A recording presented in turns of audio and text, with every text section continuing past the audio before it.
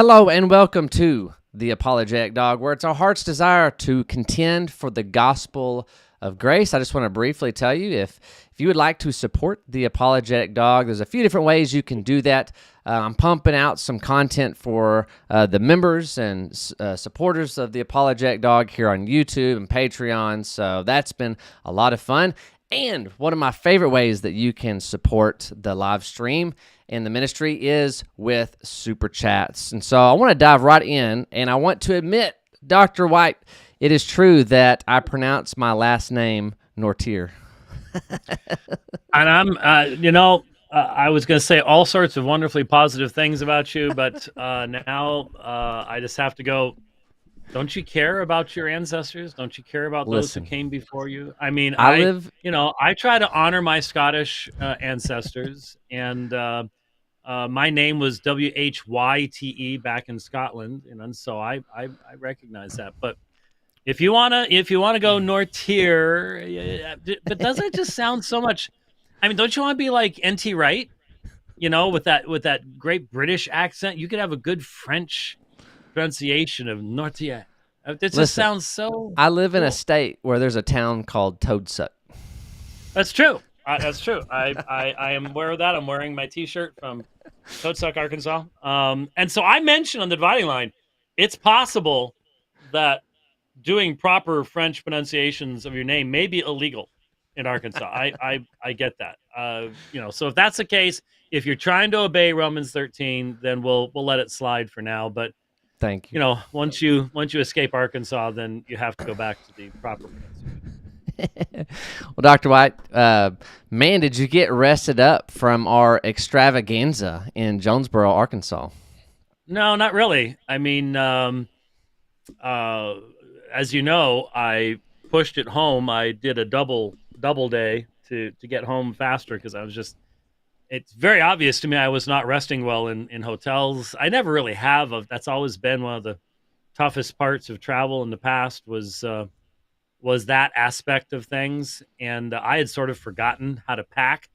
There is a secret to being able to pack effectively and, get everything into 2 suitcases and all that stuff. And thankfully I still had the suitcases. I had to clean them up a good bit, but I still had them because I just don't do that stuff anymore. When you're in an RV, that's your house. Your stuff's in there. You've got your regular food.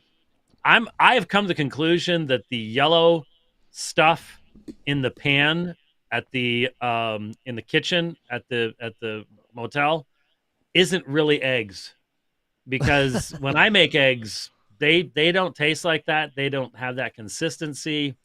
I would like to have Doge do an investigation of, is that really eggs or just what is it? Because it didn't agree with me. I don't know about you, but it didn't agree with me.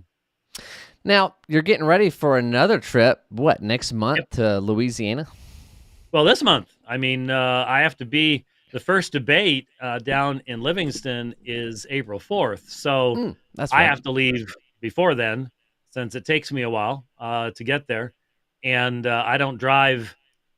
I drove 11 hours to finish up this trip. With an RV, 11 hours is exhausting because it's significantly more intellectual energy involved. Paying attention to stuff, watching stuff. If you're passing somebody, you got to remember there's 57 feet of me back there. You got to get well past them and stuff like that. So, the 4th. Doug Levesque, I think. I'm sorry if I'm mispronouncing that. On the King James Bible is the best English Bible for the church. He's with a group that, again, is certainly presenting what I would call standard King James only argumentation, but without the spicy Ruckmanism and Ripplingerism that makes Southern fried King James onlyism what it really is. What can we say? But you have helped to get a second debate. I should put a little note on these will be 4 debates that you've helped to arrange, and in short order too. You're very good at this type of thing. When I try that, people run and hide and dive into a cave and cancel their social media accounts and stuff like that. But you're just so much nicer than I am. You're the No. I young, liked your nice. other theory that I had dirt on everyone. So Right. I Well, there's that forced too. people. I just didn't want you to force that to make you admit that in public. But keep that in the background there. But so then I'm heading up after preaching there in Livingston that Sunday. Then I'm heading up to northern Louisiana, and with someone that I only knew through his contacting our folks at Apologia and trying to get me to come north there. Turns out he's a workout buddy of yours, right? Oh yeah, the Fishbone. The Fishbone. He never introduced himself as the Fishbone to me, and I'm not sure if I should use that terminology. Should I use that with him? Yes, absolutely. 100%.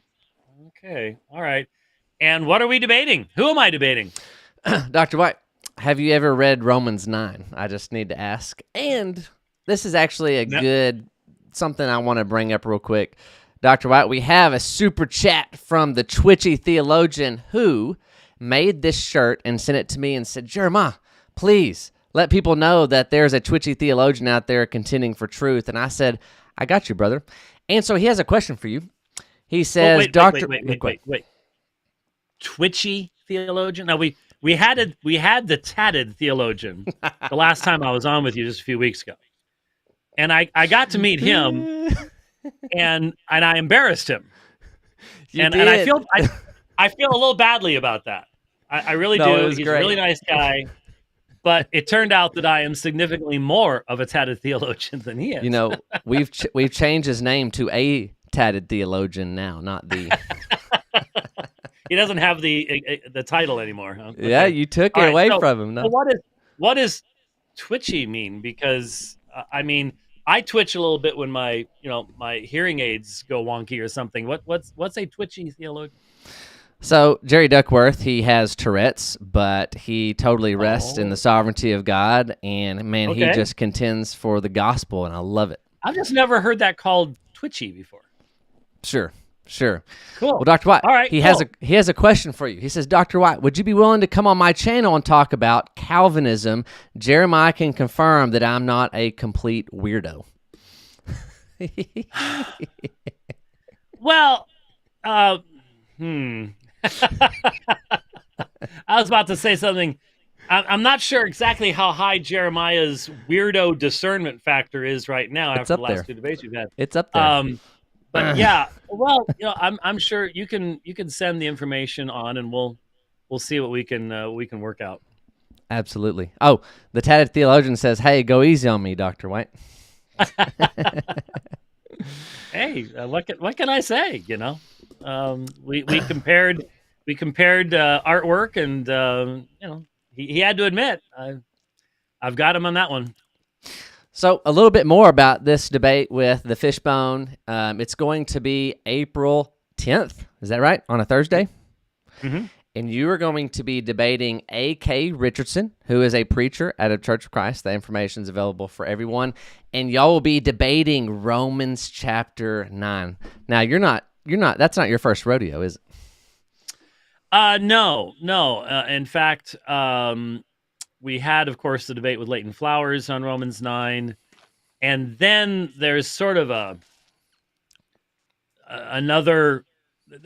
You have to come up with a way to deal with Romans 9. You have to come up with a way to contextualize it so that the application of the text regarding Pharaoh and vessels unto dishonor and stuff like that, you have to make it so that that's not personal and it's not the result of the decree of God.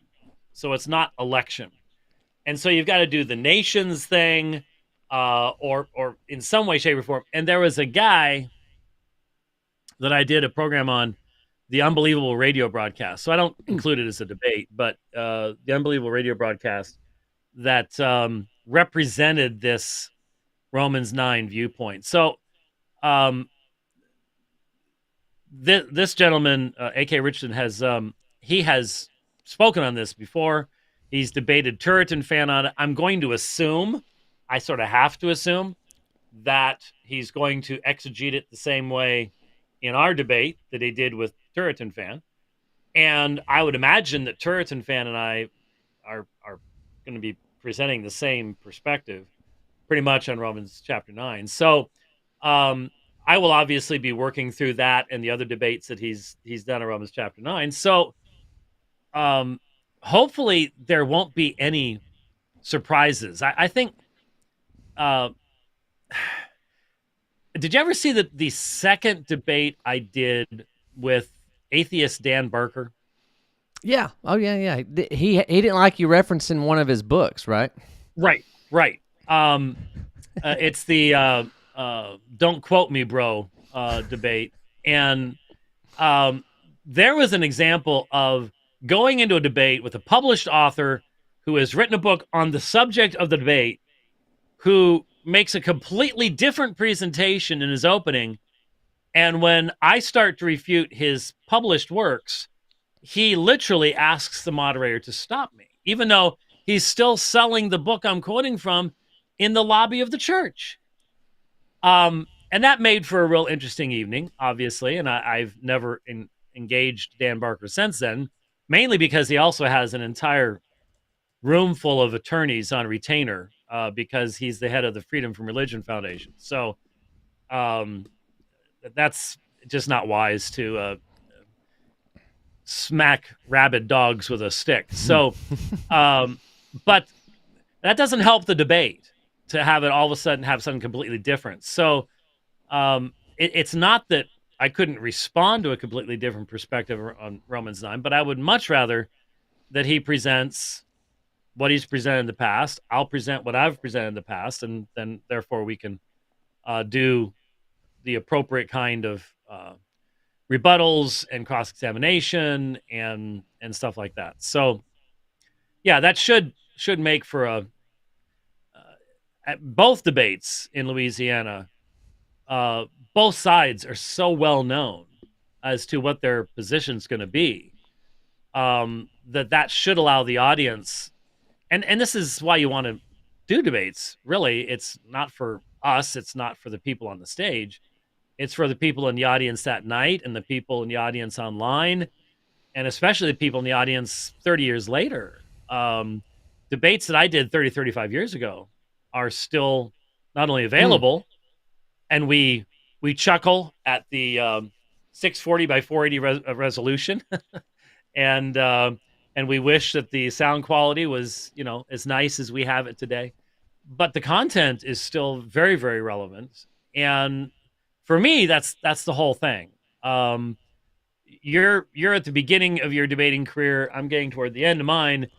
And I want to leave a body of work behind that will be of encouragement to younger folks like you, but continue to be useful to the church. I want my great grandkids to be able to go, yeah, that was my great grandpa, type of thing. That's what you want to have when you get done. And look, how many debates have you done? Real live moderated debates so far? 15 or 16, around in there. Okay. So as you think about them, you can sort of go through them. It's easier for you to go through 15, 16 than it is for me 195. Yeah. You do that in a year. Sometimes people go, remember when you debated? And I have to sit there and go, oh, yeah. I remember. You can go through those and you can go, okay, that one, and that one are extremely useful because both sides were clear.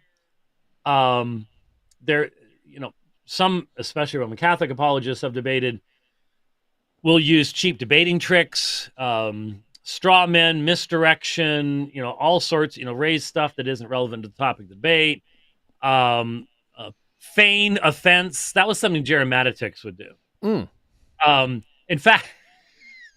In In fact, some of the first debates we did on Long Island were at the uh, Coral House on Long Island. It was a nice venue, but they'd always set us up in front of a literal fireplace. I mean, it was actually on, and you'd be standing in front of it. You could actually feel the warmth from the fireplace when you're making your presentation. And I made some humorous comment about being somewhat nervous doing a Roman Catholic debate this close to wood and fire. And you should have Jerry's just clutching his pearls and people were killed on both sides, and it was just and you can look out at the audience, and the audience sort of going, actually it was sort of funny, Jerry, you really don't need to and then he tries to do something funny. You ready for this? This was in a debate on Mary. Okay? In a debate on Mary, he tells a joke about when Jesus said, "Let you who are without sin cast the first stone," and a stone comes flying in, and Jesus has to go, "Mom, not you." And even the Catholics are sitting there going, did he just say that? I mean, Jerry's sense of humor is just non-existent. It's just every joke he ever tried to tell was the proverbial lead balloon. It was pretty amazing. So anyway, Jerry would use a lot of cheap debating tricks, and it takes energy from the audience to have to try to get past what's going on. Sometimes it goes against them. In that Marian debate at one point,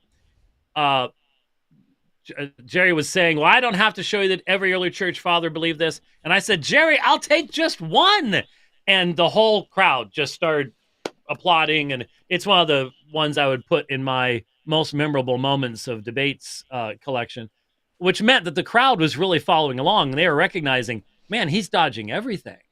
So sometimes the cheap debating tricks rebound. But when you look at what good debates are, they were where both sides skipped all that stuff. So that's why what I enjoyed about all the debates with Mitch Pacwa. Mitch doesn't play those games. He's honest. He's straightforward. He knows his stuff. That's what makes for really, really, really good debates. And that takes both sides. You cannot, when you're sitting there, when we were sitting there together on the stage for the first debate, before the opening bell rings, shall we say, there's no way you can know how this debate's going to turn out, whether it's going to be something that's going to be really useful, moderately useful, or just, you're going to need to fumigate the place afterwards. You can't tell. You don't know. You can have everything prepared. You can have prayed that the Lord will use this. You can have the right mindset. Your heart's in proper rhythm. Whole 9 yards. But it depends on everybody. And sometimes people can just make the whole night one long experience of frustration. Well, thank you so much for doing so many debates. We've already had people commenting how they've had dark times in their life, and listening to you debate and contend for the faith is one thing that really helped them through dark times, and seeing the beauty of Christ shine in the backdrop of heresy, if you will. So you have completed 195 debates. Do you think you'll get to 200 this year? Or do you think that's going to be another year?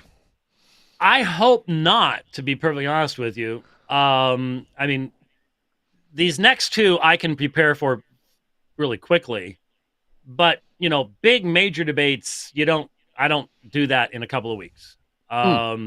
You want to, when I debated Bart Ehrman, I took 6 months, reading all of his stuff, listening to classes, everything else. James Price was at least 4 months.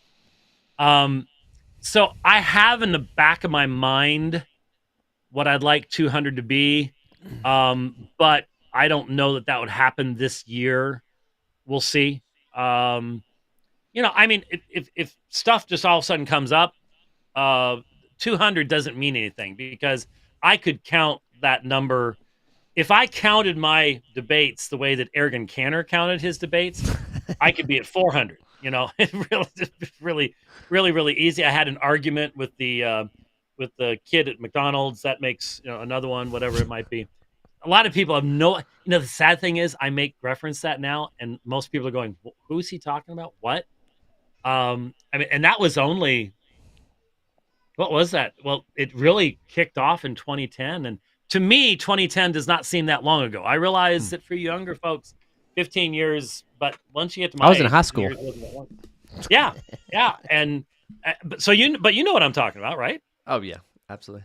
Okay, yeah. I mean, that was one of the most amazing examples of fraudulent self-promotion that evangelicalism has experienced. It really, really, really was. I mean, the people taken in by him was pretty amazing.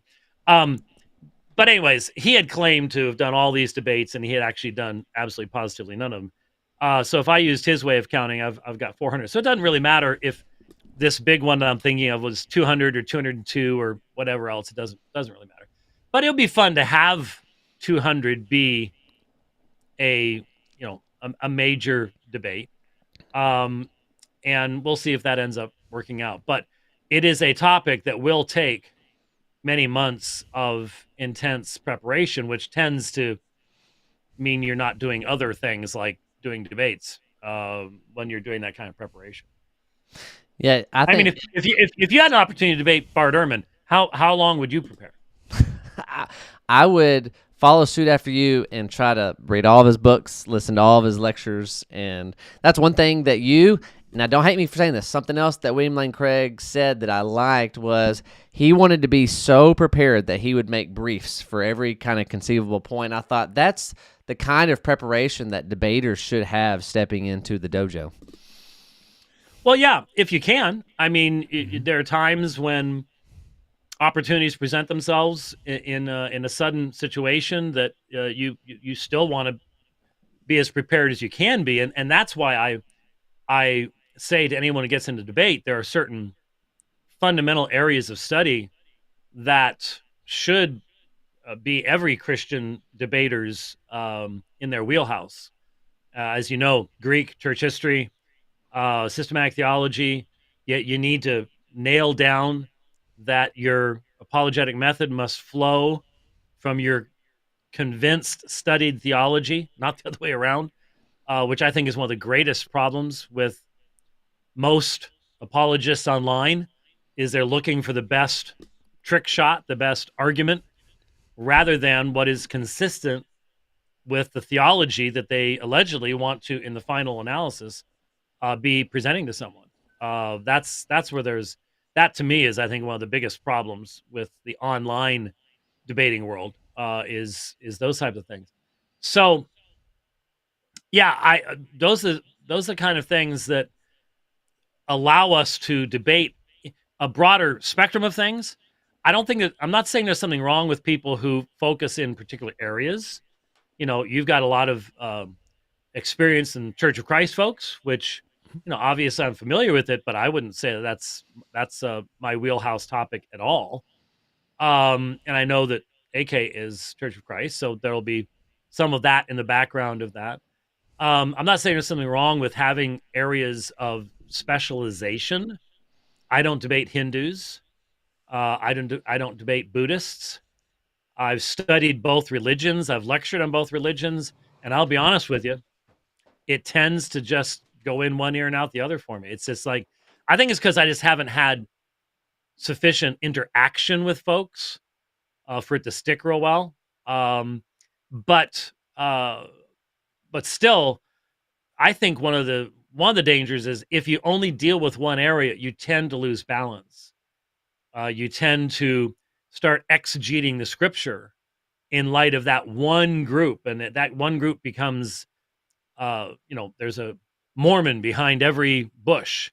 Well, there isn't a Mormon behind every bush, actually. So if that's all you focus on, there is, I think, a danger there, and that's why I think apologists should be churchmen. You're teaching and preaching and And by the way, how did the Adoniram Judson lecture go at church? Went very well. I think you inspired one of our members to do kind of more of a deep dive study onto it. And I wanted to say, too, I really thought about you when I started doing apologetics. For one, I got cold water dumped on me when we first met and we were talking about apologetics. But that's a good thing, because when I was telling you kind of my vision, you're like, yeah, many apologists have came and gone, and I was like scratching my head, but it was good because you got to have that fire in your bones. If it's a real calling from God, it doesn't matter who gives you the support initially or gives you the kudos or those kinds of things. So what I wanted to say real quick was apologetics is giving a defense. And so for here in Jonesboro, Arkansas, there's a lot of Church of Christ. And so that was a huge need. And I know when you started out doing apologetics, Mormonism was kind of the big need to provide a defense. And Dr. White, I know I've told you this before, but the next thing that's been creeping into Jonesboro is hyper-full preterism. And so people have been knocking on my door, essentially saying, what do we do? And so that's why a lot of people can find a lot of content of me explaining how you can kind of debunk hyperpreterism, the death knell to that, 1 Corinthians 15, by the way, and much more. So you've been a really big help in many of those things. Well, I would imagine in that area, Jeff Durbin is a really big help because, that I have confessed to having de-emphasized eschatology in my own experience and in my own theology for most of my adult life, partly because once I left a dispensational premillennial childhood, I was burned out by the nastiness. If you're a premillennial dispensationalist, you can have fights about mid-trib, post-trib, and anathematize people over stuff like that. And it's like, I was just like, I was studying the Trinity and the gospel and stuff like that, and that stuff seemed so far out there that I just ignored it for a long time. But it's a part of biblical revelation. You can't ignore it. And so once I started dealing with those types of things, I've learned so much from Jeff, and as I have said many times before, I had an experience about 25 years ago. Yeah, about 25 years ago, with a very, very well-known Christian theologian who has since gone on to glory, who made it very clear that he did not believe that he could learn from anyone that was younger than himself, and practiced that. And I made the commitment at that point in time, it's not going to be me. And so that's why I can sit in the church service at Apologia and I can learn from a man who's no longer a young man. He's closing in on 50. But now ain't there yet. He's got a few years, but he's 16 years younger than I am, and has identified me as his father in the faith, a mentor, all that kind of fun stuff. But I can learn from him. And so that kind of attitude, I think, is important. And again, it's birthed within the church, and it's also a recognition that, as you guys emphasize at 12.5, many, one body, and so there are people that the Lord puts in the body that you can learn from and you can be edified by, and you don't have to feel. I think you don't have to feel threatened. If you get a chance to do something big, that to me is a verification of my own ministry and having encouraged other people. When I look at Wes Huff on Rogan, I'm glad he was on there and I wasn't, because he's young and good looking and buff, and that's what Rogan respects. I'm an old broken down Scotsman. I mean, 20 years ago I was big and buff, but no, that's not my venue. But I know, and Wes Huff will tell you that he used to listen to my debates. He said, when I was an undergrad, your debates were running constantly. That's all I listened to. And I could hear that in his responses. People had contacted me before I had any contact with him. People contacted me and said, this guy sounds like you. Partly because we both deal with one area that a lot of apologists don't touch at all. Textual criticism, biblical manuscripts, CBGM, all that kind of fun stuff has always been a really turn that. I thought that you didn't hear that, did you? Yeah, we did. That's okay. Oh, you did? I thought I had put it on silent. Oh, how did it get off silent? Sorry about that. I wasn't sure whether you heard that or not because it comes thugh my hearing aids, and it's like, you That's just okay. wait, you young folks, you all just wait till that happens. You're gonna chuckle about all that kind of fun stuff. But anyways, people were telling me, but she just doesn't take no for an answer. And so when I see some young person getting that opportunity, my first thought was, A, that's great. B, if I have been an encouragement, that's awesome.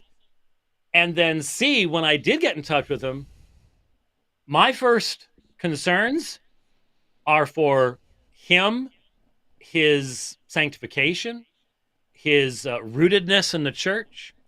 All these opportunities are coming to him all of a sudden.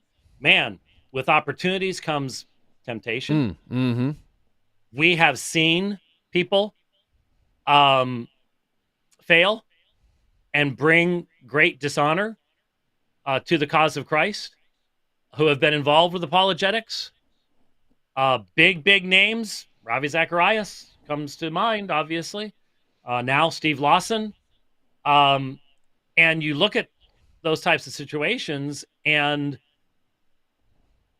it was different reasons in each situation, but that's the greatest danger, is not taking advantage of opportunities. It's taking advantage of so many opportunities that you lose your balance. And so my prayer for Wes Huff is that he'll get to continue to have all sorts of great opportunities to present gospel truth in many neat venues, but more importantly, that the Lord will draw he and his wife ever closer. She's expecting a child. Give him the strength to deal with little children in the house and finishing up his dissertation and, all that kind of stuff. So, apologists are just Christians who've been given certain gifts to be able to engage in a defense of the faith. And that's just a part. And the great danger for us is that we go, that's the most important thing that I do. And it can't be the most important thing that I do. There's more foundational stuff that gives rise to it. I think that's important. Dr. White, I think we have another debate lined up for you. From Revealed Apologetics says, I'll debate James White. Star Wars is better than Star Trek, but he is not allowed to reference the sequel trilogy. Well, okay.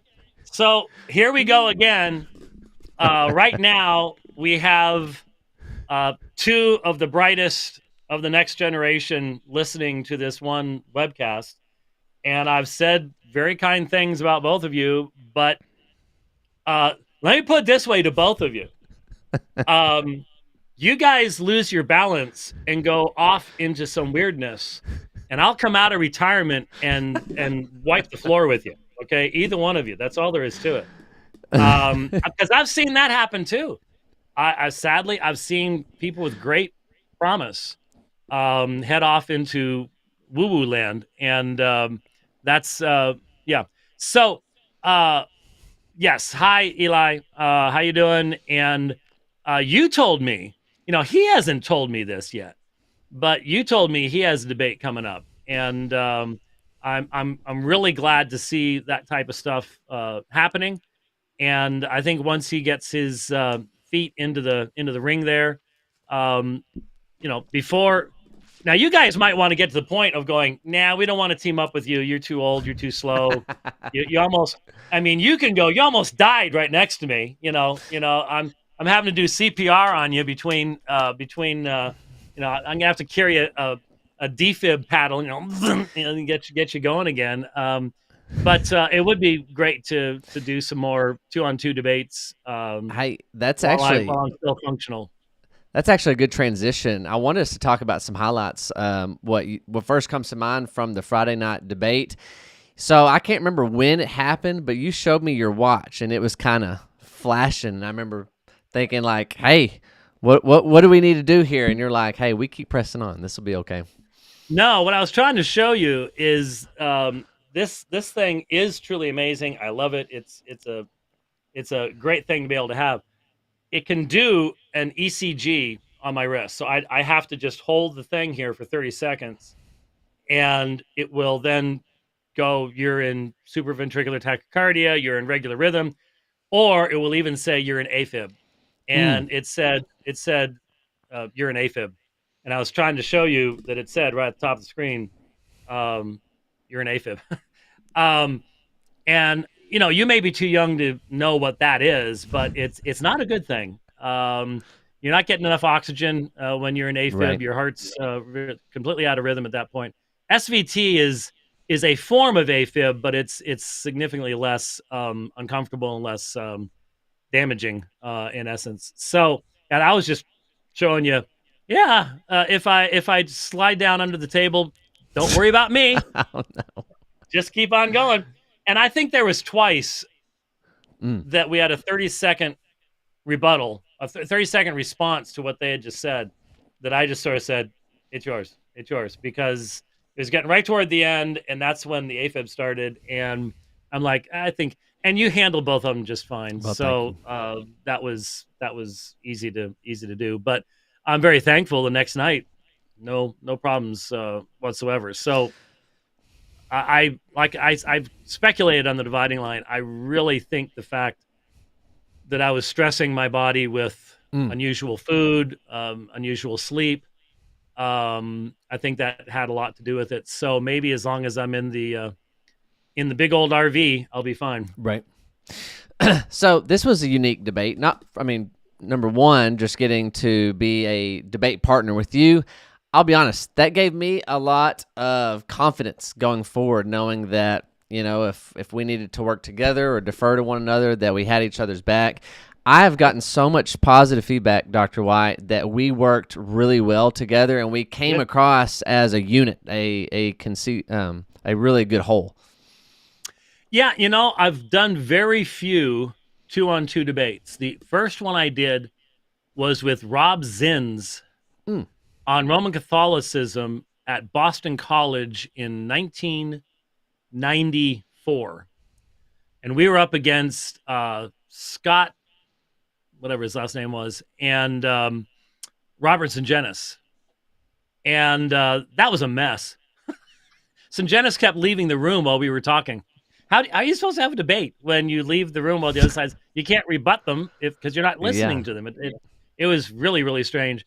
And then, of course, I've had two debates on two very different topics with Michael Brown as my debate partner. We had the Trinity debate on the Jewish Voice broadcast with two Unitarians. And then that was 2011. And then in 2019 in Florida, he and I debated two homosexual pastors on homosexuality.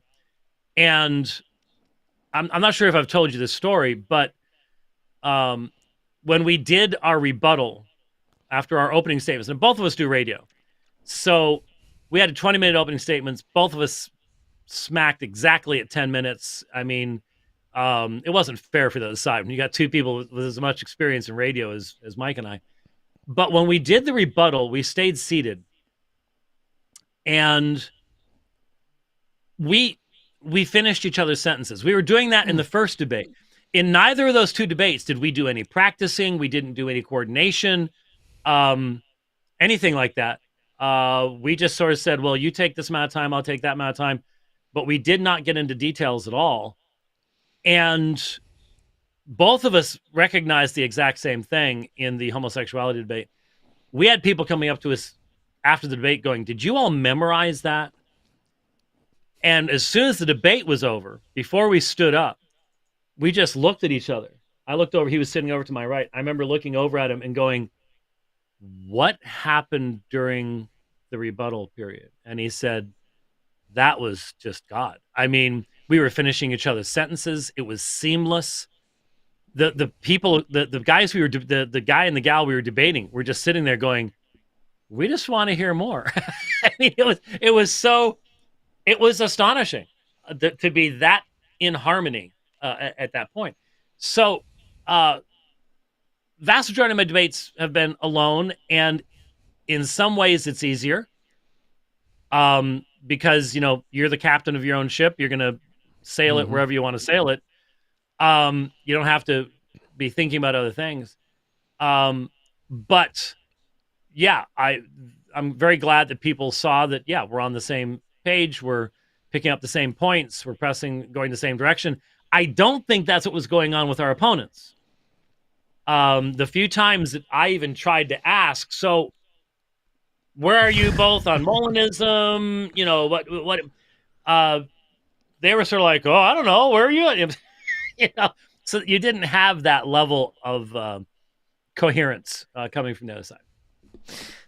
So one of my strategies, and we both got to speak on this last Wednesday at 12.5 Church. You and I shared the stage, and we fielded questions from the members of 12.5. But do you remember one of our members asked, is there a proof text that you would go to kind of prove limited atonement? Now, you kind of rightly said you got to approach this more holistically, Christ being the perfect high priest and the atoning sacrifice for whom the Father has given him. And I went ahead, and since we weren't going live, I just said, look, I'm going to go straight to Ephesians 5 to show the exclusive redemptive love that Jesus lays his life down for the bride. And because that line of questioning is going to be hard to get out of if you commit to there's an exclusive love union between a husband and a wife. And so I've had a number of people just say, man, that was hard for the gentleman that I was cross-examining to really backtrack that because he committed to so much early. Yeah, it did seem to me that he in particular might not want to be looking for a career as a debater because I didn't feel like his opening statement demonstrated that he understood that they had the burden of the proof. And he did seem to struggle in cross-examination. And again, the two of them just did not seem to be on the same page in answering questions and in giving a coherent theological perspective, whereas you and I were giving the same theological perspective. It doesn't mean that we're carbon copies of each other. I'm sure we could find areas of disagreement and differences in emphasis. But as far as the debate was concerned, there was one side that was very consistently consistent, and the other side, not so much as far as their theological position. So yeah, Ephesians 5 thing he really struggled with.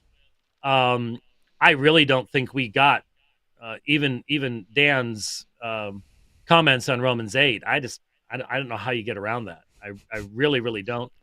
If you're going to read it as a consistent whole, and I guess the only thing they said was, well, foreknown, changes everything that comes after that.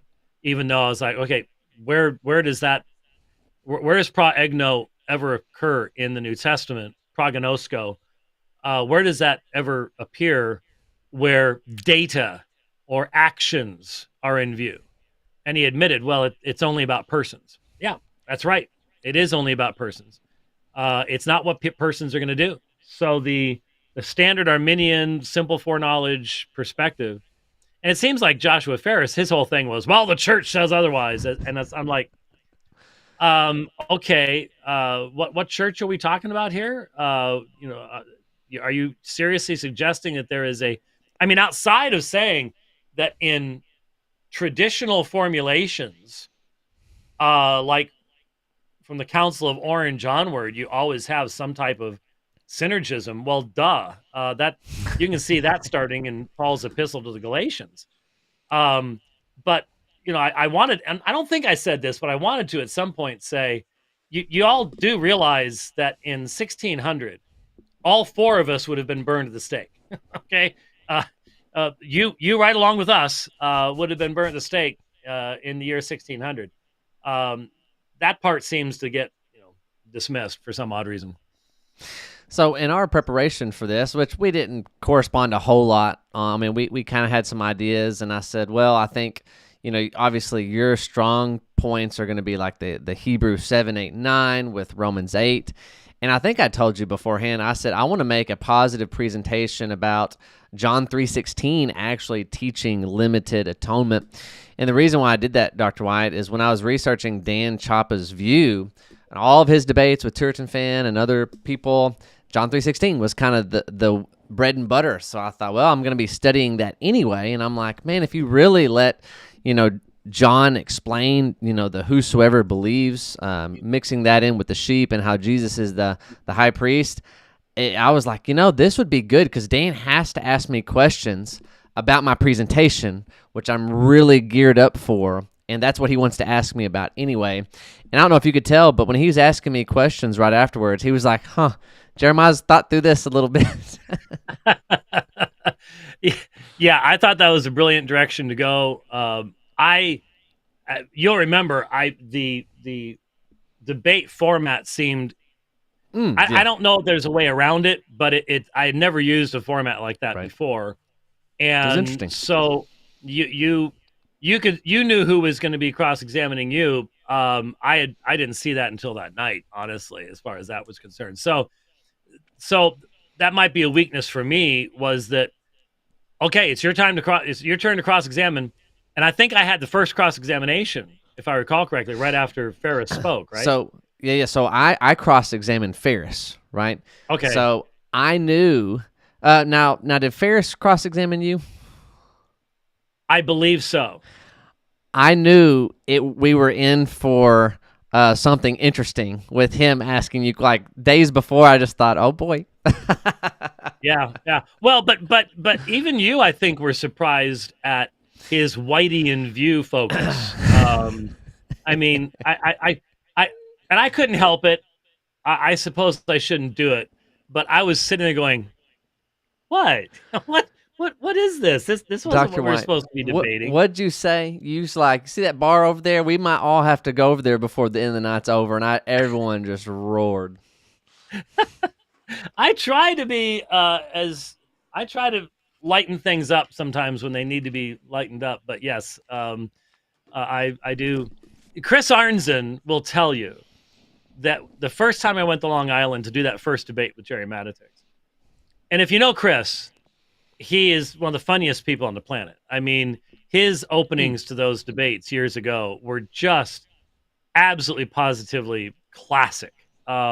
Just he would work on them for weeks beforehand, and they were comedy gold. They really were. He could have gone on the road as a stand-up comic. He was that funny. And I was this ultra straight-laced, boring Thai, Reformed Baptist, Trinity hymnal only, didn't have a tattoo anywhere, guy. I couldn't do humor if I tried.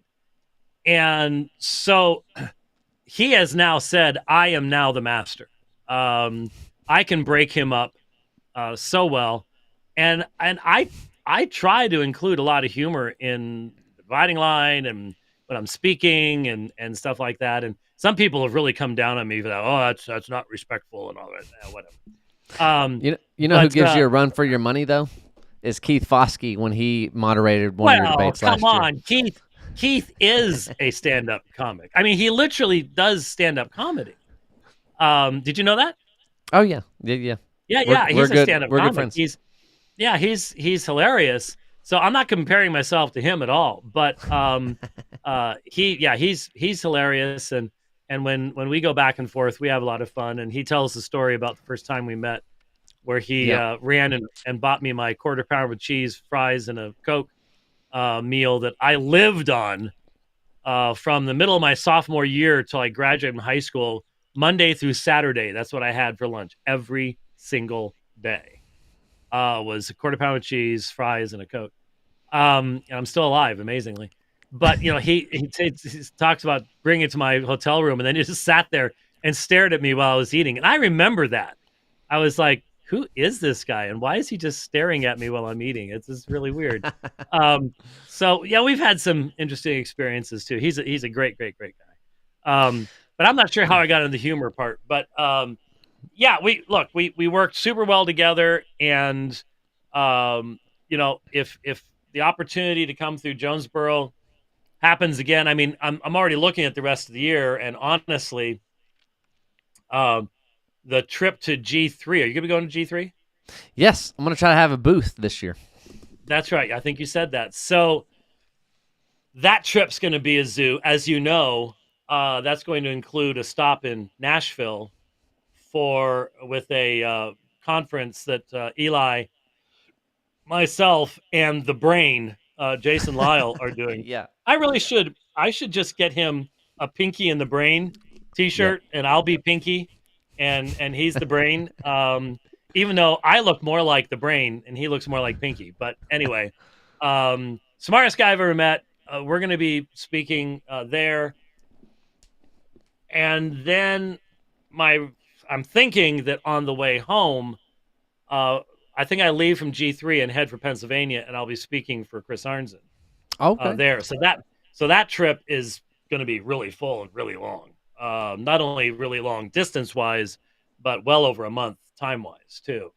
So it may be difficult to squeeze anything in the rest of this year with stuff like that. Though I am going to Conway. I'm teaching apologetics at Grace Bible Theological Seminary. The second, it's an intensive class on campus. The second weekend in July. Oh, wow. And then I shoot straight out of there back to Colorado. I'm going to try to at least survive doing the Copper Triangle bike ride. I've done it twice in the past. It wasn't a challenge in the past. I mean, it's an 80-mile, 7,000 feet climbing high altitude. It's a very challenging ride, but I was a great cyclist back then because my heart hadn't gone wonky yet. The real challenge is, can I get through that, which includes climbing Vail Pass up to almost 11,000 feet above sea level without my heart going wonky? Don't know. We'll find out. We'll see. We'll find Well, out. Dr. So White, that will leave a whole lot of room to go someplace else. it was an absolute honor to get to debate along your side. Learned a lot. Had an absolute blast. Some people told me, they're like, yeah, Dr. White and Dr. Ferris were getting into it, but Jeremiah was smiling the entire time. So I was having the time of my life. And then the next night, Dan smiled too. Dan did too. Dan, incredible man. I even told Dan, I said, hey, one of these days we'll have to team up on a different topic that we line up with. And we took a selfie. We had a blast. He's done that with Turretin Fan. Yeah. Well, then I got the pleasure of moderating, Dr. White, a debate that has kicked the hornet's nest, if you will. No, it didn't. The debate has been ignored. The debate has been buried. That's one of the things that's so weird for me is you do this entire debate, and it really demonstrated a very differing emphasis. One side very much on this early church father said this, early church father that.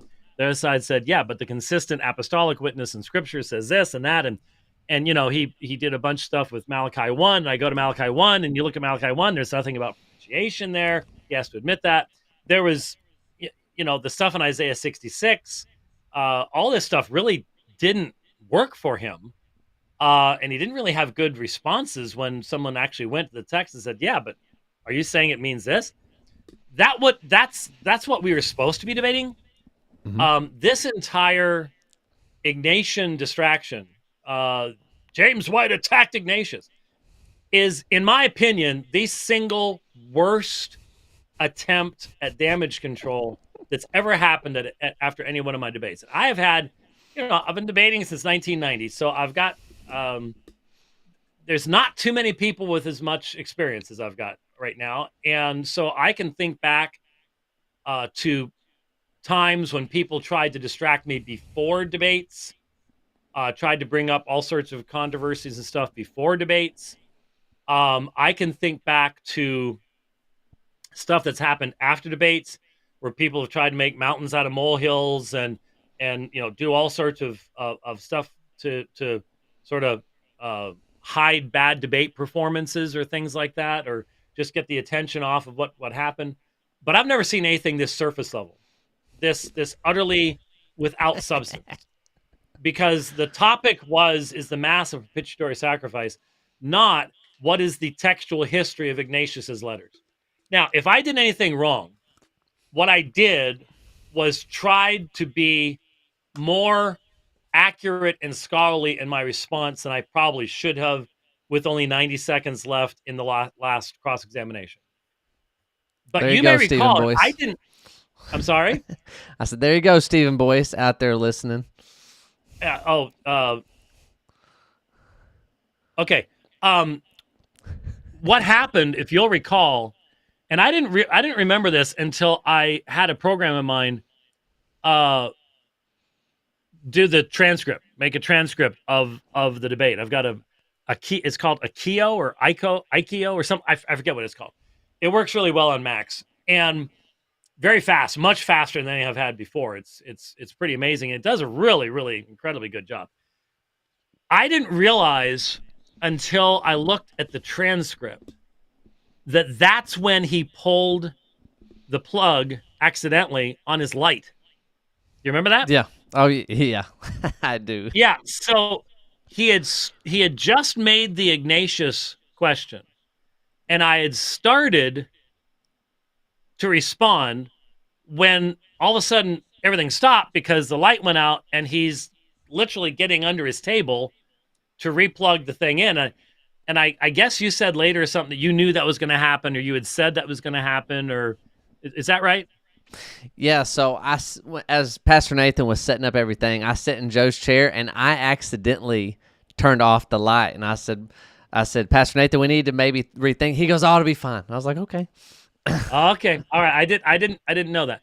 So my response got interrupted, and then he said, "Are you saying that that's a consensus?" And what I responded to was, if there hadn't been an interruption, this is what would have happened. I would have said something along these lines. I would have said, he had just quoted an Ignatian citation. He had given the date of 107, 108. I think he actually just said 107. And all I wanted to say was, well, we know that there are some serious questions, especially being raised right now regarding the Ignatian corpus and the manuscripts. That's even caused some people to question Ignatius's existence. But taking the text as we have it in what are called the genuine epistles, the reality is Ignatius is providing a anti-docetic diatribe. He is specifically using the phrase Dachain. He is defending the reality that Jesus had a real physical body. And that's what needs to be remembered in these. It's not just the one in the Smyrnians. It's any other text in the what are called the 7 genuine epistles that address the issue of the Eucharistic sacrifices, stuff like that. So all I was trying to do was to acknowledge what I haven't acknowledged in the past. These issues have been well known for hundreds of years, at least in the sense of there are 3 distinct manuscript traditions, shall we say, of Ignatius's letters. The short in Syriac, which only has 3 letters in it. The middle, which is generally called the genuine epistles, but the middle recension in Greek, which is what most of us have in our edition of Lightfoot or some of the more modern versions. And then the long Latin recension that has other books involved. And when you compare the letters, they're much expanded with a bunch of stuff stuck into them and things like that. And so Lightfoot had been one of the primary people that had basically argued that the 7 epistles of the middle recension are the genuine ones, especially since they were in Greek, and that the other stuff isn't genuine. Well, The problem is, you very shortly after all this have other pseudo-Ignatian materials beginning to appear.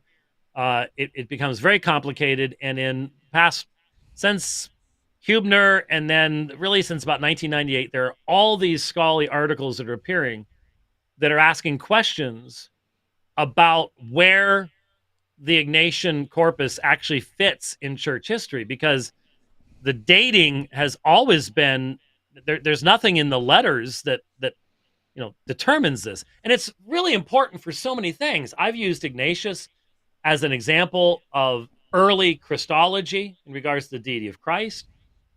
Ignatius is very important because when he writes to the church at Rome, he doesn't mention a bishop, but he does mention bishops in the East, and it does seem that the monarchical episcopate developed in the East, moved to the West.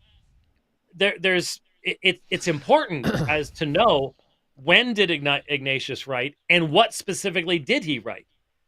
And Dr. White, over the past, I want you to speak to this because it seems like people aren't allowing you to clarify what you meant, what happened. Like this one gentleman in the side chat is saying, just play the clip that you are misremembering. Let the people decide for themselves. And so when I hear stuff like that, I'm like, they don't want you to try to explain what you were talking about in 90 seconds. So I don't appreciate when people don't let you have a chance to expound on more what you were talking about. Yeah, well, my intentions and what I wanted to actually say doesn't seem to be all that important for a lot of folks. But I have the transcripts, and I don't. If you have it, fine. We can play it. The problem is, like I said at the very beginning of it, I said, well, we've only got 90 seconds. So I remember you guys did a really good job putting the stuff together to where this is one of the first debates I've ever done where I did not really have to look at the clock, which is really, really nice. I've got to admit that. Normally I'm having to do that kind of stuff too, but we only had 90 seconds. As I said, I should not have tried to insert any of the background material. I thought I could fairly quickly. I did not expect the first interruption with the light, and then the second interruption. Are you saying this is a consensus type thing? I didn't expect all that stuff. And my intention was to focus upon the nature of the citation and the nature of Ignatius's concern. If we assume he's writing in 107 and 108, and honestly, even if you put it all the way back like 180, it would still be the same concern. And that is a form of docetic Gnosticism. Now, if it's 107, 108, it's going to be pre-Valentinian. If it's 180, then you've got Valentinian Gnosticism coming into existence at that point in time. So that's going to change maybe some of the emphasis. But my whole thing, the whole answer to the citation was he's defending the fact that Jesus had a physical body. Everything else that gets interrupted and misunderstood. And look, Joe Heschmeyer gets up in the closing statement and says, James White just denied that Ignatius existed. I didn't deny that Ignatius existed at all. And I don't deny that Ignatius existed. But I went over to him after the debate, and after I had greeted a bunch of people, he had greeted a bunch of people. I went over to him, and I actually interrupted somebody. Could I just have a word? And I said, I never denied that Ignatius existed. Why did you stand up there and say that? Oh, I didn't mean to misrepresent you. And he apologized. And that's great. But I think what happened is Cameron Bertuzzi watched the debate, and he just jumped on it. And because he had tweets and a video out by the next morning, and maybe even that evening, I don't remember. I think I got back too late, but he had something out like that, and that started it immediately. And all somebody had to do was contact me, and go, do you deny that Ignatius existed? No. Do you believe that Ignatius denial is a consensus? No, that's not what I was saying.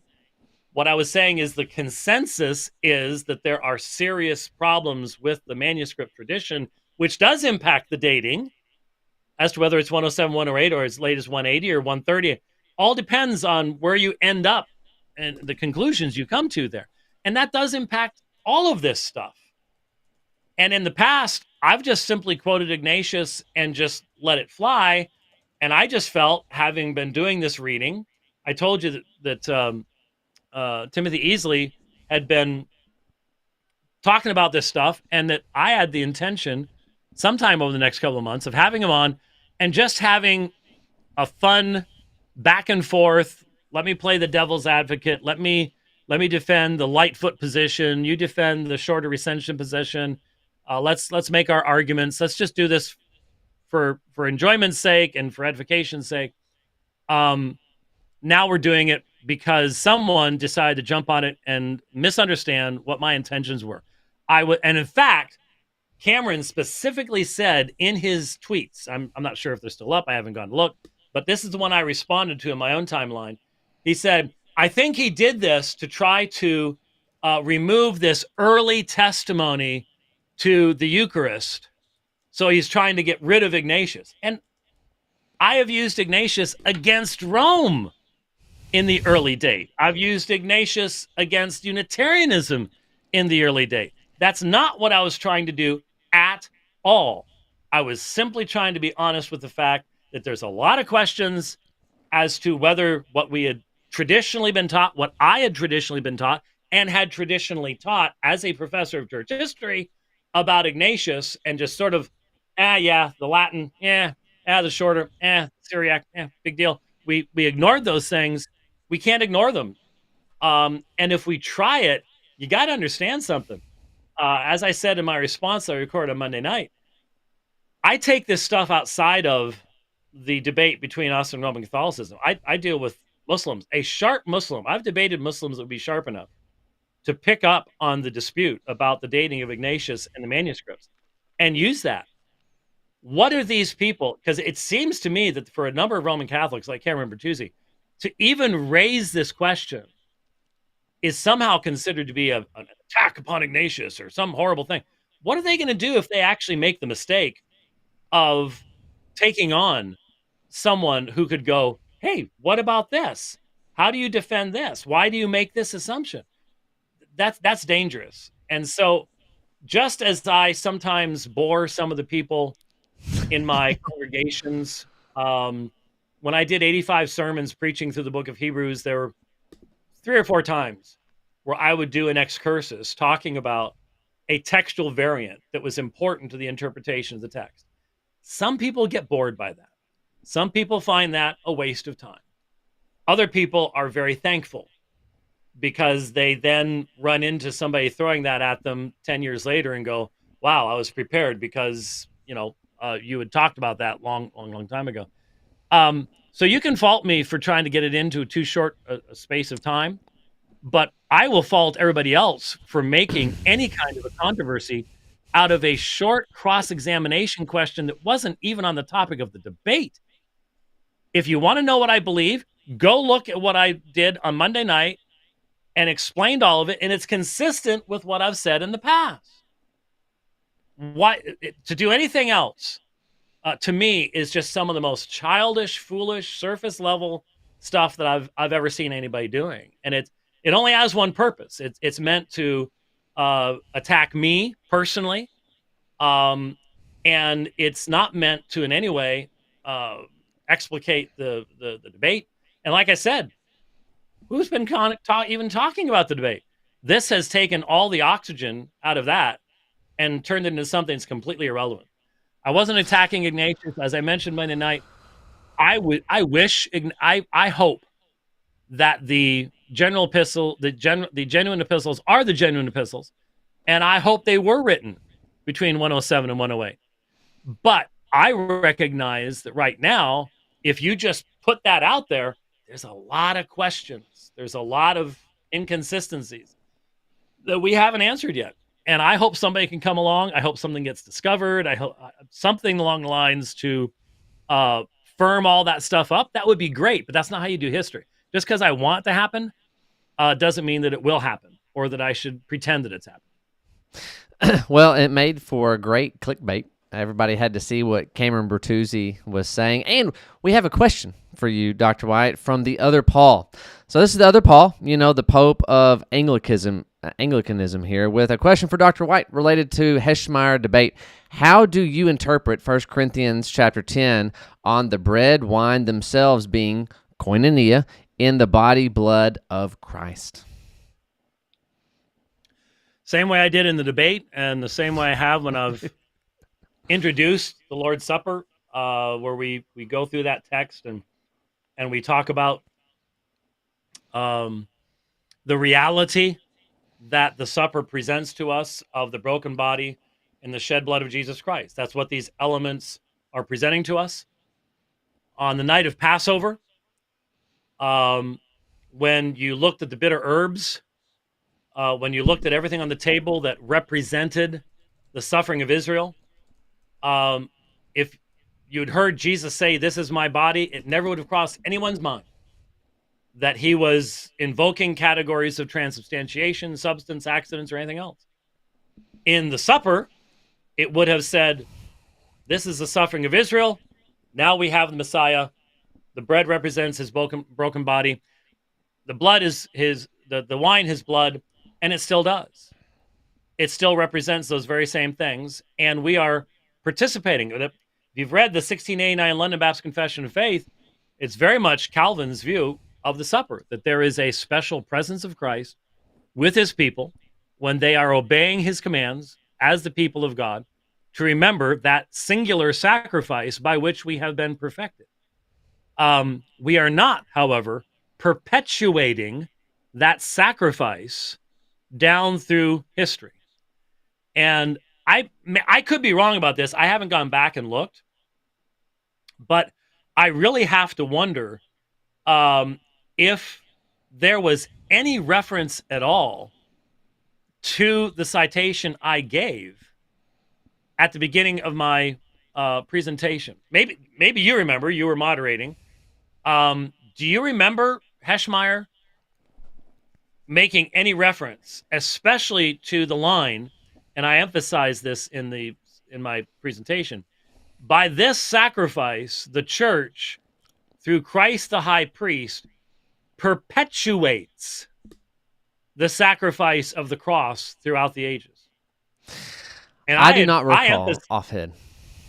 Yeah, I can't remember anything either. There is a difference. Anamnesis, do this in remembrance of me. Anamnesis does not mean perpetuation.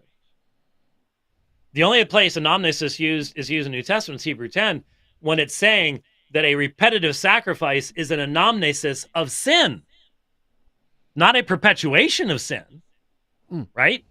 So the supper itself, that koinonia in the body of Christ, is based upon the once for all finishedness. Because I really do believe the Hebrews. I mean, I guess some people, if you believe Hebrews is over there and Paul's over there, you can posit some type of a contradiction. But I think Hebrews is Paul, but written by Luke. That's the only way that I can explain the Pauline theology, but the Lucan vocabulary and grammatical and syntactical structure. If you read Luke and Acts and then you read Hebrews, you're going to go, oh yeah. Most people don't read it that way, obviously, but that would really convince you if you did that. So perpetuation that does not perfect versus a remembrance, an anamnesis of a perfecting and finished sacrifice, that is the fundamental argument of the writer of Hebrews as to why there's nothing to go back to. There's nothing to go back to. If you want to go back to a system that has you perpetuating a non-perfecting atonement, then that's Leviticus 16. But that's what's passed away. But it's been reestablished within Roman Catholicism with its developing doctrine of the Eucharist, together with, quite honestly, a degradation of the view of grace down through the centuries. very plainly. I mean, if you can do what they did to Gottschalk for holding to Augustine's views only 500 years after Augustine, there you go.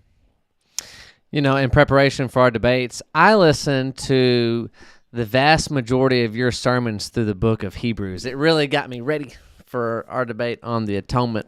And I especially liked your sermons in Hebrews 10 because you were kind of echoing John Owen about there needs to be a strong consistency about Christ offering, perfectly sanctifying, all those that it was intended for, and then what you're going to do with the reference of him around Hebrews 10, 26 through 29.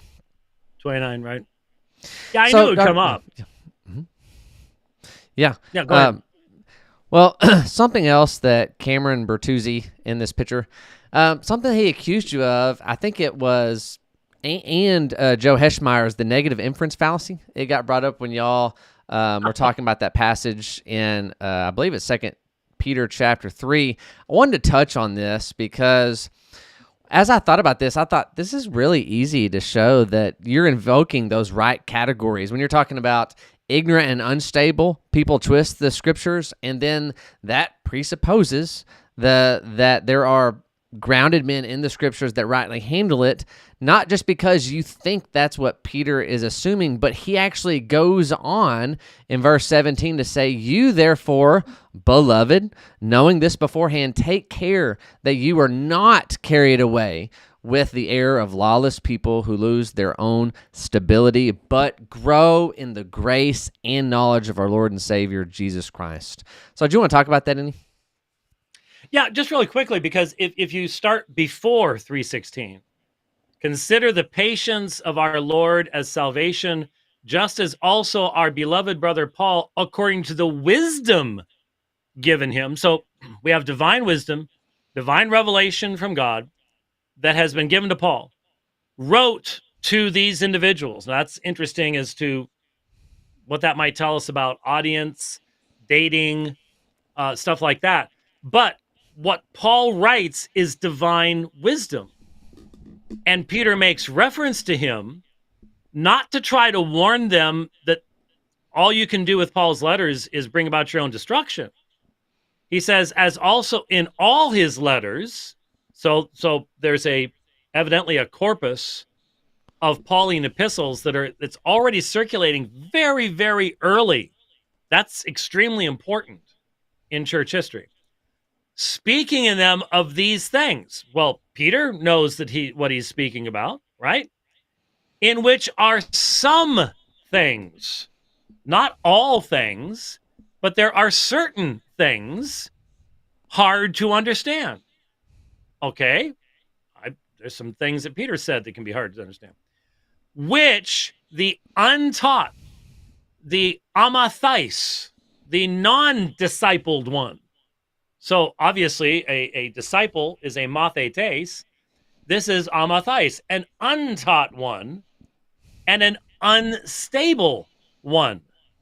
From and sterizo, firm, stable. This is something that we're exhorted to be ourselves in the Christian life. But these are the people who are unstable. They're moving back and forth. We see them all the time down through church history, which the untaught and unstable distort, as they also do the rest of the scriptures. So it's not just Paul. It's not just because there are hard things in Paul, but because they're untaught and unstable, they distort the scriptures to their own destruction. Now, these are the same people that Peter's warning about, the people in the love feast. Jude's warning about them as well. Hidden reefs, clouds without water, all the rest of this kind of stuff. And all Peter's doing is describing them as untaught and unstable. So when he started pushing back, when I go, well, obviously that means that taught and stable people do not twist the scriptures to their own destruction. He's like, oh no, that's a logical fallacy. I'm like, and I remember I pushed back once, and I'm like, wait a minute. Isn't it obvious that there has to be a standard of being taught to know who's untaught? There has to be a standard of stability to know who's unstable. how can you say this is a logical fallacy? And when it was clear to me that he was going to dig in, I'm like, okay, do I use my entire cross-examination in a debate on the Mass as a propitiatory sacrifice to try to finally get him to admit the obvious meaning of the text? And I decide, no, there are times in a debate where you go, this isn't going where I want it to go. Not in the sense that it's going against me. It's just, Right. I didn't expect any kind of resistance to this. This seems so basic, so obvious. How can Peter, as he says here, as you pointed along, you know, people who are carried away, unprincipled men, fall, so on and so forth. But you grow in the grace and knowledge of the Lord Jesus Christ. So he's talking about people who are properly taught, who are stable. These are terms. Sophronismos, kratai, sterizo. These are all terms that Paul uses in exhorting the Corinthians and the Philippians, and it's just regular language that he uses for what our goal should be as believers, to be taught and stable. And if you're taught and stable, then you can be a proper servant of Christ. You can handle the word of God properly. Now, I maybe his argument is someone can be well taught and be stable and still twist the scriptures to their destruction. I could, on one level, I could understand well taught, because you look at someone like Bart Ehrman, he knows his stuff. He gets his facts right. It's the conclusions that are all wrong. But you wouldn't call him stable at all. He was tossed about by every wind of doctrine. So you can't have someone who's stable and taught both, who are going to be twisting the scriptures to their own destruction. This is the description of the false teachers that you find all through 2 Peter and in Jude as well, in parallel fashion. So yeah, that one truly left me utterly befuddled, but I had to make the decision. I want to be able to get into the key issues of the debate itself. I didn't expect this weird pushback, but there you go.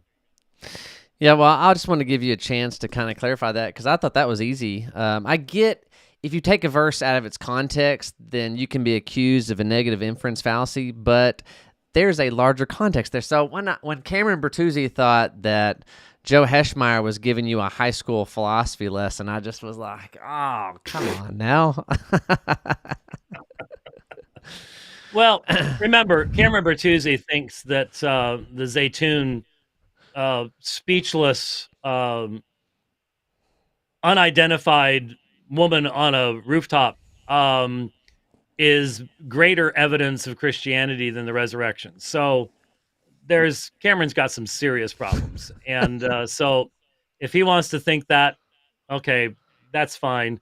I think I really don't believe he could read 2 Peter 3:16 even if he wanted to, in the original languages. He doesn't understand any of that kind of stuff. He's untaught and unstable. So I guess if you're untaught and unstable, you'll have problems with passages about being untaught and unstable. So there you go. Well, Dr. White, were there any other things in this? So this was my first debate to moderate in person. I've moderated some online debates, but it was exciting on my end to be a part of it all. Yeah, it is different being in the moderator's chair. I moderated the debate between Michael Brown and Rabbi Emmanuel Shochet at Arizona State University in 1995. And I remember really, it wasn't that I had to be careful not to be unbiased. I didn't have to step in and make decisions or stuff like that. But I still have the notes that I was taking that night in my library.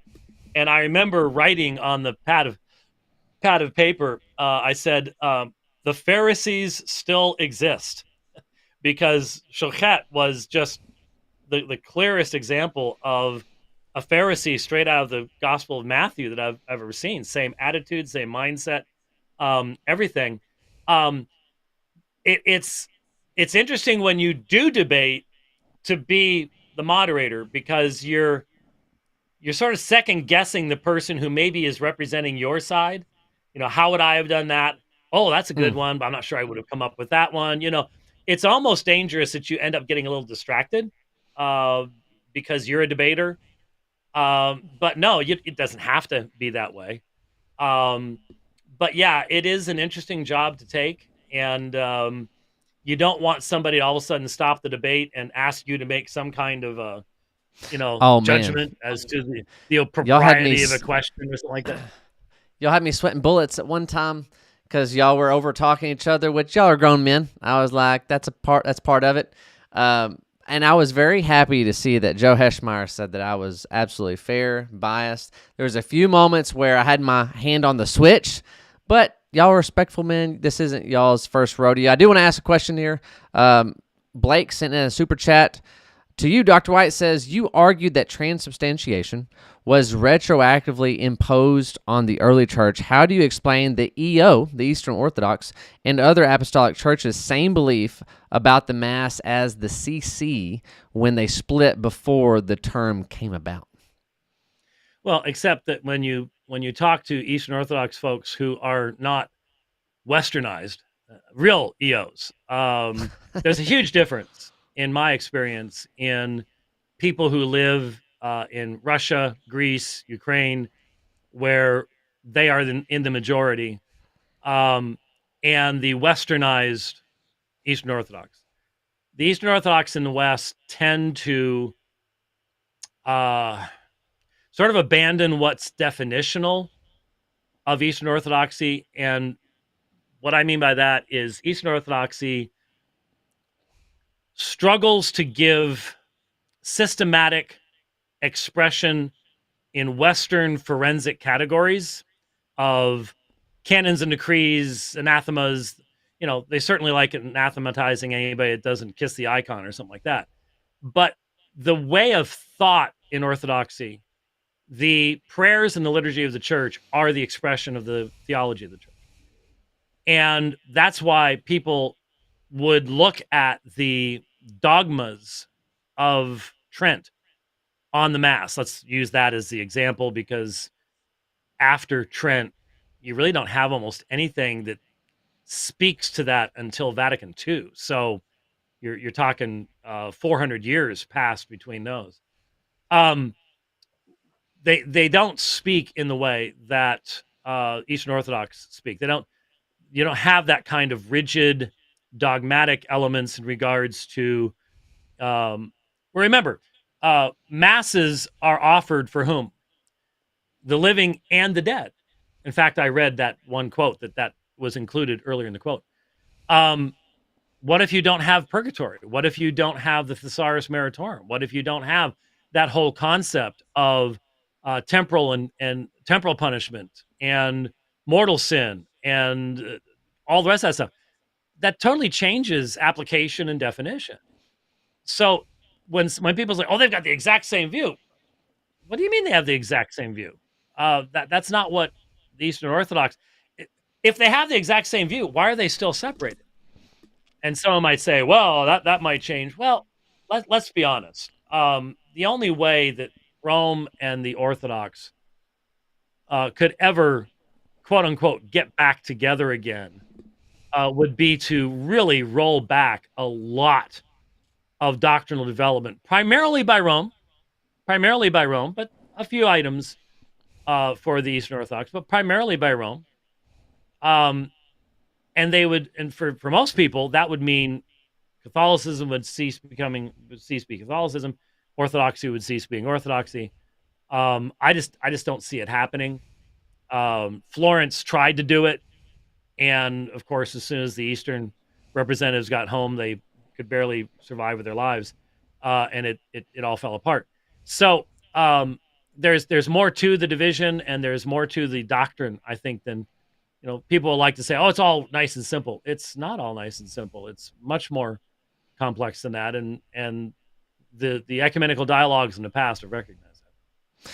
Yeah, in my opinion, anybody that's trying to reform Rome is pushing rope uphill. Someone asked an important question, Dr. White.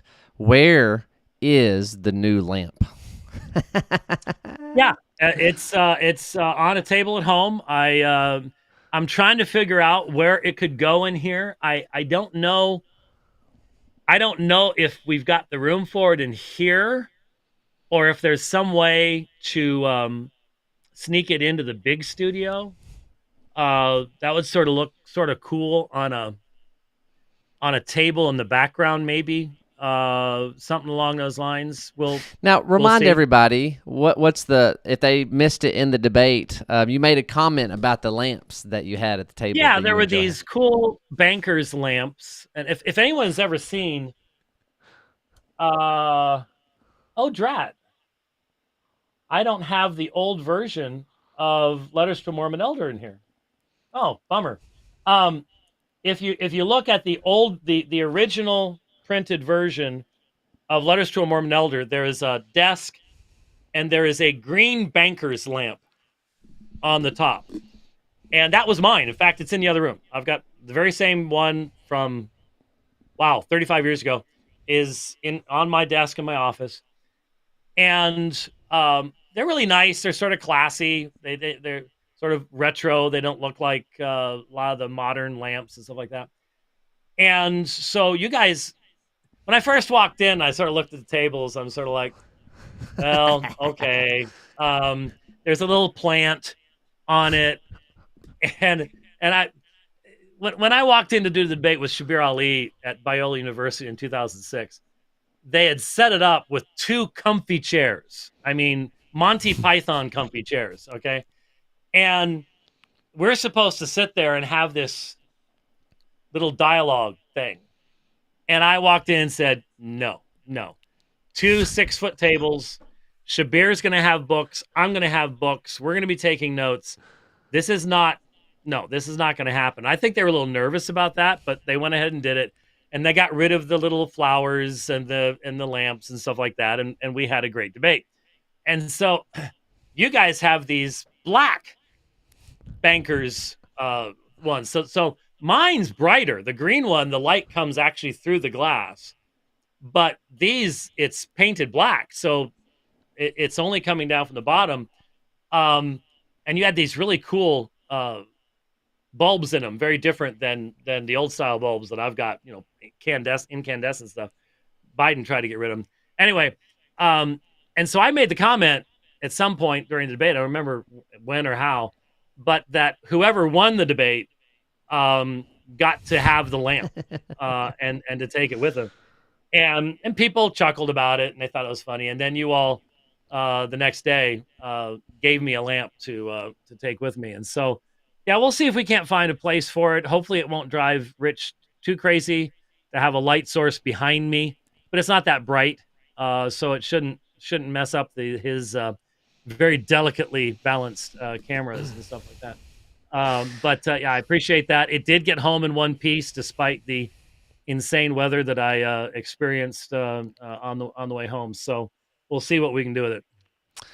Well, Dr. White, you've been very kind with your time. Hey, we pulled off 2 debates this past weekend to help you on your quest for 200. I had a blast.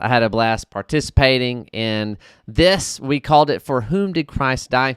What people don't know is it was really hard to get a debate proposition, so we had to form it in terms of a question, and we had to get really vague because it proved very challenging. Dan is the one that suggested the structure, and I was a little hesitant at first, but it seemed to work out. Like I actually liked the immediate cross X after someone gave an opening presentation. That does have value. As I've thought about it, that does have value to have the cross-examination while it's fresh in the audience's mind rather than the other way. I mentioned that on the dividing line today. It does have value. But I also want to point something else out. My suggestion for the Heschmeyer debate was rejected by Joe Heschmeyer. You remember what it was? No, I was going to say you'll have to refresh my memory. I wanted to debate the ecumenical status of the 7th Ecumenical Council. No, hey, I'm glad. I wanted to do Nicaea too. Yes, well, I know. I'm not It still needs to be done. I thought it would be absolutely unique. It wouldn't be repetitious. But the funny thing is, oh, he doesn't know anything about history. Blah, blah, blah, blah. I wanted to debate the ecumenical councils. And Heschmeyer said, yeah, no. So I found that rather interesting. And it's still a topic that needs to be addressed. And I've never heard anyone address it at all. And I think the Seventh Ecumenical Council is especially useful because both Eastern Orthodox and Roman Catholics accept that as an ecumenical and binding council. Now, it's funny how differently they interpret it, but still, the argumentation, its history, the fact it was pretty much there to rubber stamp Empress Irene's love of icons,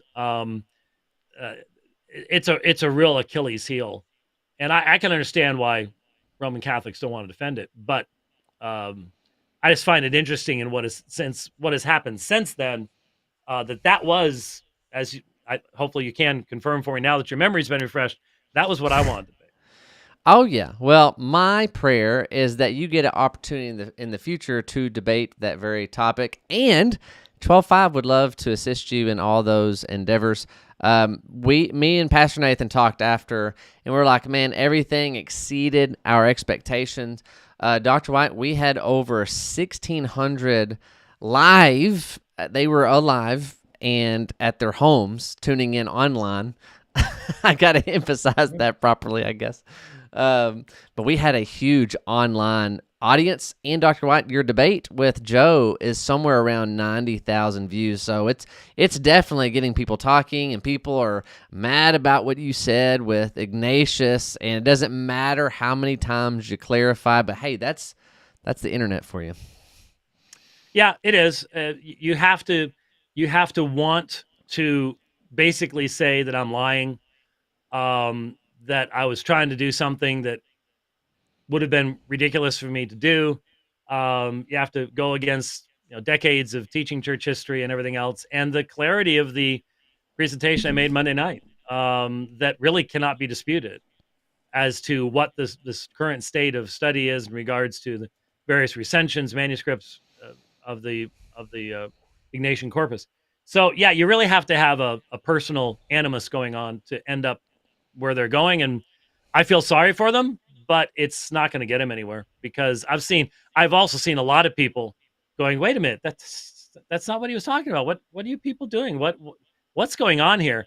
And my hope is that people will go, man, there's something else going on, and that they'll realize what it is. But anyways, we press forward, looking forward to the debates in Louisiana. And yes. So did I hear you saying that you may pop down for the northernmost of those debates? Yes, me and the Apologetic clan, the puppy and the mama Apologetic dog. We'll be going to your debate with AK. Can't wait for that. And I should be preaching at the Fishbones Church on baptism, because why not? But we're looking forward to that, and that's just around the corner. Cool. And so the debate's going to begin with you arm wrestling Trey Fisher. And I would love to arm wrestle Trey. I'm not scared. You're going to represent me, and Trey's going to represent AK, and whoever wins gets to go first. Is that how it's working? Hey, you will go first if you want me to arm wrestle Trey for you. I sent you a video, didn't I? I've seen video evidence that you're exactly right about that. So yeah, there you go. Yeah.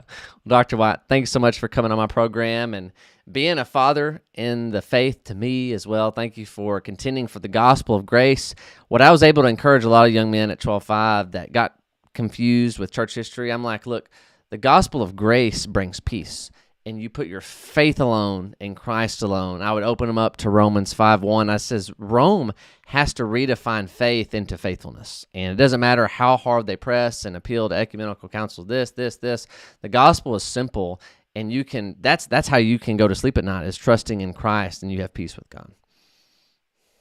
Well, it's been great to be on with you. I've now been talking for 2 hours straight, so I'm pretty much done too. All right, Dr. White. Well, you have a great rest of the evening, and I will see you soon in Louisiana. Yes. All righty. We'll see you. God bless. Thank All you. right, God bless. All right, thank you so much for tuning in to the Apologetic Dog. So if you see the logo, hopefully you see 1 Timothy 6:20. Paul is telling Timothy, "O Timothy, guard the deposit entrusted to you." How do you do that? Avoid irreverent babble and contradictions of what is falsely called knowledge. So that's my heart and prayer. Definitely lift me up in prayer as I continue to do apologetic opportunities, endeavors. So there's a lot of things that I'm planning through the rest of the year, and so please pray for me. And if you want to support the Apologetic Dog, there's a few different ways that you can do that. You can sign up as a member on YouTube. I put out a lot of exclusive member content for the members that are asking questions that want me to speak to. I do that for Patreon also. And as y'all did with this live stream, I take super chats. Those are fun. They're kind of on the fly. And if I have a guest on, sometimes they're like, I got to think about that. So thank you so much for supporting me in these ways. Until next time, God bless.